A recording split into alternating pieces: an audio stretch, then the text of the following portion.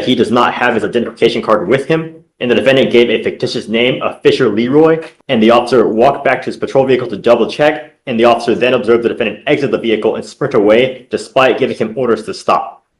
Pull a pistol from his waistband and pistol whip him with it multiple times on his head and face area, causing multiple cuts and bruises to his head and face area. As he proceeded to fall down on the ground, he continued to strike him in the head and face area with a closed fist and then stomp on him. Today we've got an entitled brat who is so far gone, it's actually insane. At just 21 years old, his criminal record already looks like he speed ran a crime spree challenge. This kid is out here acting like he's playing GTA in real life. Except now the police aren't NPCs, and they definitely shoot back in paperwork. He really thought he'd just run wild forever and never deal with a judge who's had enough. The confidence these young criminals have is unbelievable, like the world is just one giant side mission for their entertainment. And today, that confidence is about to meet a giant legal brick wall. Is this finally the moment reality punches him in the face harder than he punched his victims? Let's go ahead and dive in. Sir, you are charged with evading arrest or detention. On that case, you're facing up to a year in jail and or a $4,000 fine. You're also charged with failure to identify oneself to a peace officer while being a fugitive from justice. That kicks it up to a Class A, so you're also facing a year and or a $4,000 fine on those cases as well. We're going to do probable cause. You have the right to remain silent. Anything you say can and will be used against you. You have the right to have an attorney present if you cannot afford one. One will be appointed to you, sir. Yes, Judge. On January 31st, 2025, the officer observed the defendant's vehicle run a red signal light at the 3400 block of Live Oak Street in Harris County, Texas. The officer further observed the vehicle completely failed to stop at a red signal light. The officer made contact with the defendant, who was observed to be behind the driver's seat of the vehicle, and the defendant stated that he does not have his identification card with him, and the defendant gave a fictitious name of Fisher Leroy, with date of birth January 1st, 2006. The officer ran the name through NCIC and found a DPS picture that does not remotely resemble the defendant. The defendant was asked if he was given the correct information, and the officer walked back to his patrol vehicle to double check, and the officer then observed the defendant exit the vehicle and sprint away despite giving him orders to stop. The officer ran after the defendant and observed the defendant get into another vehicle, the passenger side. The other vehicle drove away, and the officer gave the last direction of travel over the radio, but was not able to locate the vehicle. The officer walked back to the defendant's vehicle, secured it, and conducted an inventory check, finding a debit card inside with the name Kendrick Davis. The officer ran the name through NCIC and found a hit with a date of birth of 2/10/2003 with multiple Class C warrants, and ran a driver's license check with the defendant's picture and with date of birth. The DPS picture matched the defendant, and he was able to positively ID, and that's it, Your Honor. So I'm going to find that there's probable cause to go forward on both of your cases. The reason I'm bringing you out now is because there's no bond that's set on your cases, and we have to set you a bond. One of the things that I use to determine on what to set a bond is how dangerous you are, because I've never met you before. I don't know you, and all I know is that you've got a birthday in 5 days. So he's on bond for an aggravated robbery now, right? Yes, Judge. It's my understanding, I think it was a 2B, it looks like. In today's unbelievable courtroom moment, a pregnant woman found with cocaine in her system stands accused of a fatal car crash. The judge, seeing the severity of the case, absolutely loses it. Watch as courtroom tension rises and justice is served in one of the most shocking cases you'll ever witness. August 12th, 2024, did then and there unlawfully while in the course of committing a theft of property owned by yada yada yada with intent to obtain and maintain control, intentionally and knowingly cause bodily injury to the complaining witness by using and exhibiting a deadly weapon, namely a firearm. Complainant McSweeney advised that defendant Davis proceeded to pull a pistol from his waistband and pistol whip him with it multiple times on his head and face area, causing multiple cuts and bruises to his head and face area. As he proceeded to fall down on the ground, he continued to strike him in the head and face area with a closed fist and then stomp on his face with his foot. Complainant McSweeney stated that he was in fear for his life and felt severe head pain as a result of the assault.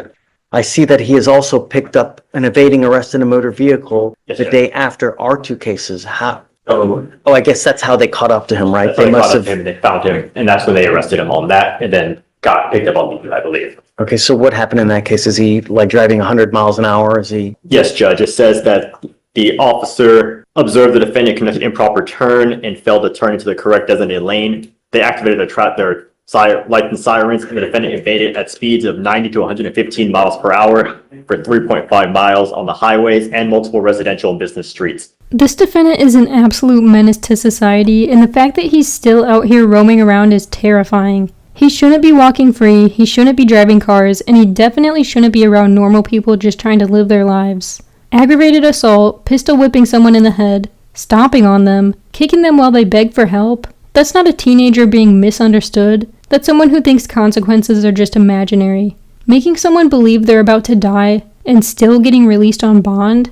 That's wild. And then what does he do with his freedom? Goes right back out stealing cars, running from police, and acting like his life is one big action movie. When judges talk about protecting society, this is exactly who they're talking about. He has no care for anyone but himself, zero remorse, zero responsibility, zero accountability. The legal system gives him an inch, and he sprints a marathon with stolen rims in a police chase. This isn't a mistake, this is a pattern. And patterns like this end one of two ways: prison or the morgue. Honestly, the craziest part is how he stands there looking smug as if the judge is inconveniencing him. That lack of empathy, that's a giant red flag in criminal justice. Judges see that look and instantly know this isn't someone who's going to change just because he got yelled at. At this point, the courtroom should come with a welcome back sign just for him.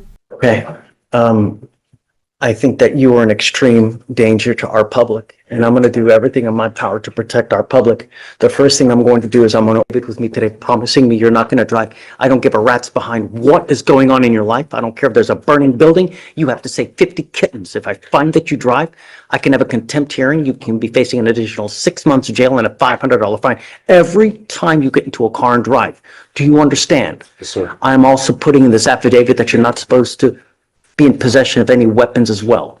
If I find that you have a weapon, because I don't know if you're going to get out or not, and because these cases, because of the nature of the aggravated robbery, because of the nature of this one, I'm making his bonds high, I'm going to set them at $20,000 each. So can I make an argument? Yes, Okay. absolutely. Thank you, I Judge. don't want to get ahead of myself, please. Yes. So I was appointed to Mr. Davis this morning. I was able to talk to him a little bit in the holdover. We are requesting PR bonds for both of the cases. He's 22 years old. 21 years old. He's lived in Houston his whole life. He has a lot of family in Houston. His grandparents, mom, daughter, and siblings. Prior to being in custody, he was working at Builders First Source for around a month. Mr. Davis also lives with his grandfather who has cancer. Mr. Davis is his caretaker, is my understanding. Mr. Davis has no savings and was found to be indigent by the court, so we are requesting a PR bond. I think that he is an absolute, just a complete danger to our public. I can't possibly give him a PR bond due to the nature of both of the charges that you are facing now. I think that you're a flight risk. You've done everything in your power to evade capture. You've produced false names. So I find by clear and convincing evidence that you're an extreme flight risk. You're a danger to our community. And I'm going to set your bonds each at $20,000. I don't know if you're going to be able to post bonds, but and I'm going to order you to obtain a GPS monitor on your ankle. Like I said, you will be signing an affidavit with me today, promising me you're not to be in possession of any weapons and not to drive any vehicle whatsoever for any reason. If you do, I can have a contempt hearing. Do you understand? Yes, sir. So I guess the felonies are set for April 7th. I don't like to set them out too far just in case. If you want to, we can do up to 30 days. It's up to you. That's perfect. And then we'll come back. I don't know. We'll see what circumstances have changed, and then we'll go from there and just keep us in the loop. Okay, thank you. All right. I need you to sign this for me.